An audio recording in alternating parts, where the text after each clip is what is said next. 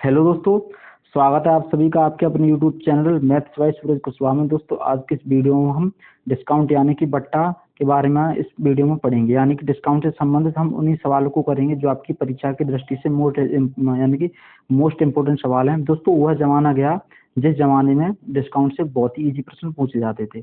अब हम उन्हीं प्रश्नों को करेंगे जो आपके लिए मोस्ट इम्पोर्टेंट है।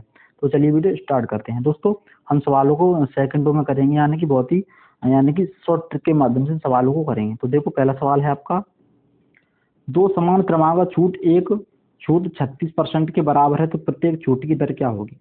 यानी कि मान लो कोई एमआरपी यानी किसी वस्तु का अंकित मूल्य कितना है, 100% है।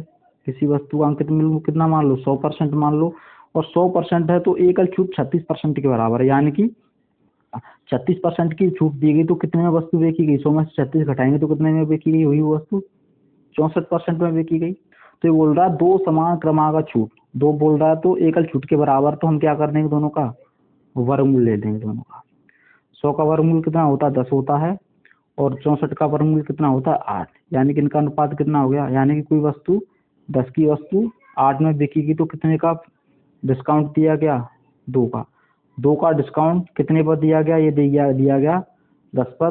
और परसेंटेज निकालने के लिए हम कितने गुणा करते हैं, 100 का। एक जीरो से एक जीरो खत्म हो, 10 का गुणा 2 में करेंगे तो कितना होगा, 10 में करेंगे 2 गुणा 10 दूनी 20, कितना हो जाएगा 20%।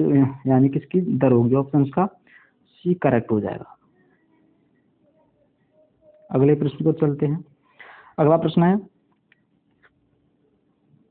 एक वस्तु के चिन्हित मूल्य पर लगातार दो छूटें 25% की एकल छूट के बराबर है। अगर पहली छूट की दर 10% है तो दूसरी छूट की दर क्या होगी।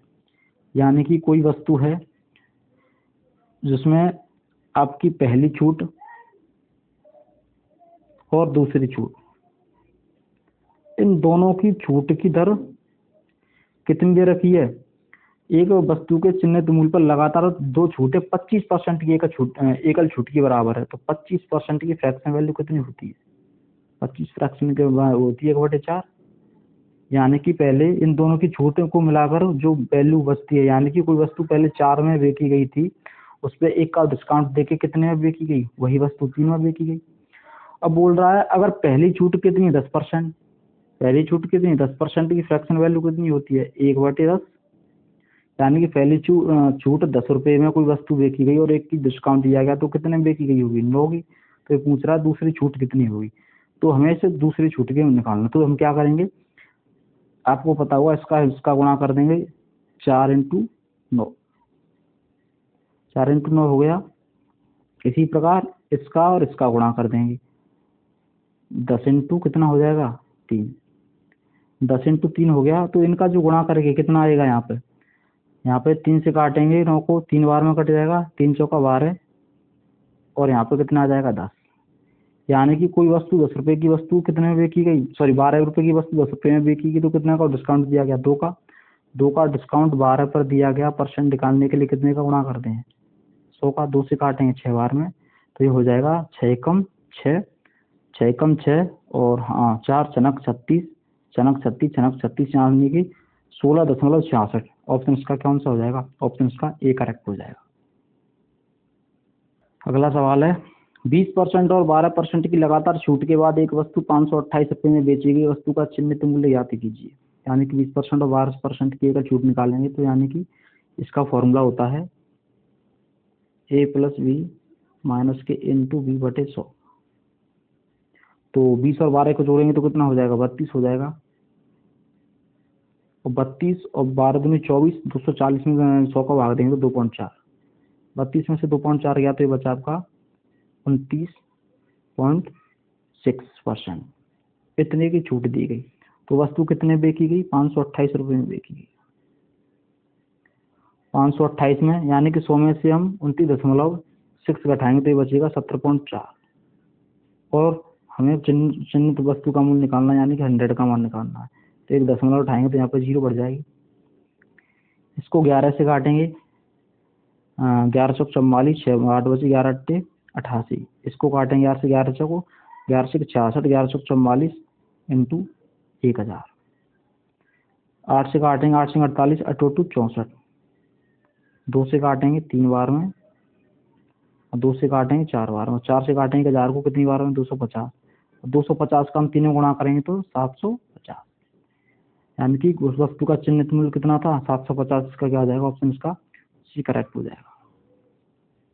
अगले प्रश्न को चलते हैं। अगला प्रश्न है, एक दुकानदार ने X% और X% के 2 क्रमिक छूट पर 2 वस्तु बेची। यदि बाजार मूल्य और अंकित बिक्री मूल्य 25 और 16 रुपए है तो X का मान ज्ञात कीजिए।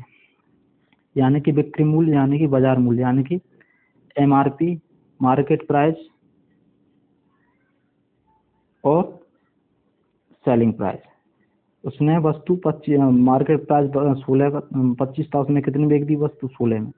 तो हम क्या कर देंगे, दोनों का क्या कर देंगे, वर्गमूल ले देंगे। क्या कर देंगे, वर्गमूल।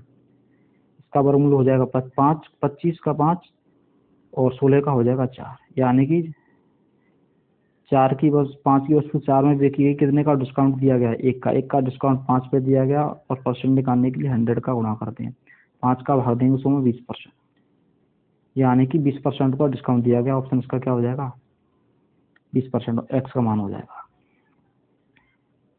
अगला प्रश्न है, एक कंपनी 3 प्रकार की लगातार छूट का प्रस्ताव देती है।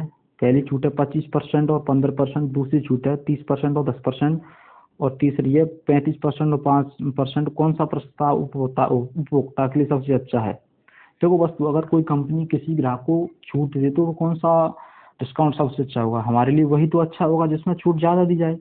जिसमें छूट ज़्यादा दी जाए तो हम क्या करेंगे, इसमें ये देखेंगे जिसमें छूट का डिफरेंस, यानी जो भी छूट का डिफरेंस ज़्यादा होगा वही ऑफर हमारे कैसा प्रस्ताव सबसे अच्छा है। तो देखो 25 और 15 का डिफरेंस कितना होता है, 10% हो गया, 10 हो गया, और 30 और 10 का कितना हो गया, 20% हो गया, और 35 और 5 का कितना हो गया, 30%। यानी कि 30% डिस्काउंट सबसे अच्छा है, जो हमारे लिए बहुत ही अच्छा है। तो इसका कौन सा प्रस्ताव सही हो जाएगा, ऑप्शन इसका सी, थर्ड वाला डिस्काउंट हमारे लिए बहुत ही करेक्ट है। दोस्तों हमने डिस्काउंट्स के मोस्ट इंपोर्टेंट सभी सवालों को कर लिया है। यदि आपको वीडियो पसंद आई है तो वीडियो को लाइक करें।